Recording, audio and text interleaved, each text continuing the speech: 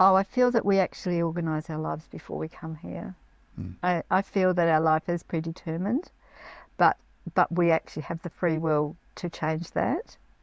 So I feel our time of death The is, universe has a plan for you, but yeah. you Well, might you have a have plan that you've other ideas. created Yeah. via the universe, but it's not a deterministic thing for me. It's a there is space for moving it. I think the only thing that's predetermined is the time of my death is predetermined. And at the age that I'm at, well, I'm very conscious that even though I'm super healthy and, mentally good, Yeah. I'm still in that last phase of my life. And that's why it's been very intent on solving the traumas and things that have prevented me fulfilling. Like I love what I do now. I love the writing, but all of this was a latter day reinvention, from Mm. 10 years ago. So that's been something but it's come out into the open now because of it was obviously an unfinished thing. So I feel that we are, yeah, it's up to us whether we follow the prompts Mm. that we're feeling to do things. Like, I mean, I followed that prompt to come back here and that was, I mean, I was 71.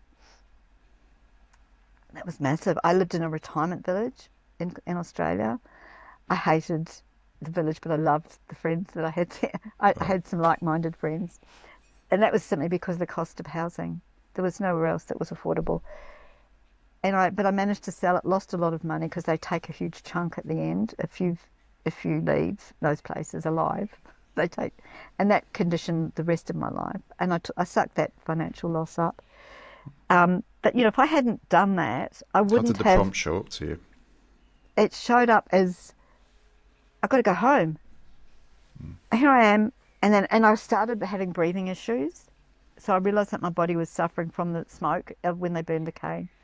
And every year they'd say, "Oh, we're going to stop burning the cane," but they never did, and they'd burn it for like 2 months, and because my lungs are damaged, and I've got a genetic condition of the lungs as well, which makes me allergic to that sort of smoke.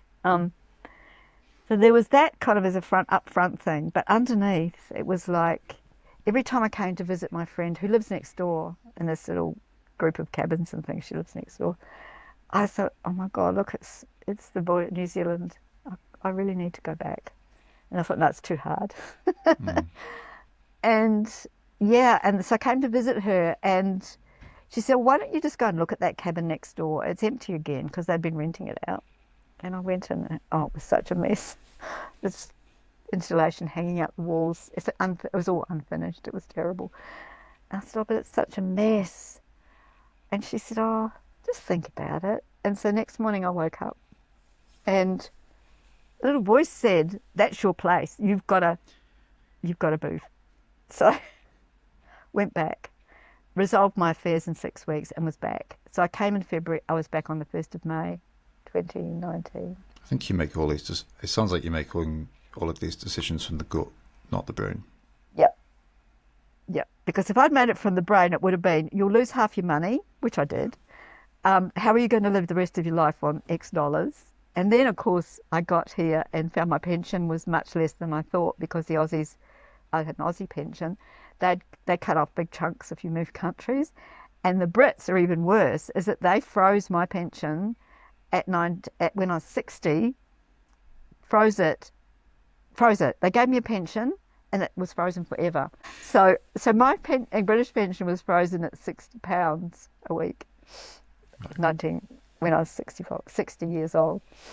So I get a little bit of that, and then I get a bit from Australia that they chopped in half, and then a tiny bit from New Zealand, plus a few allowances. I get various allowances. So the first day I realised that, I thought, okay, girl, and I've told you that story. I've just got to suck it up and revive some of my skills.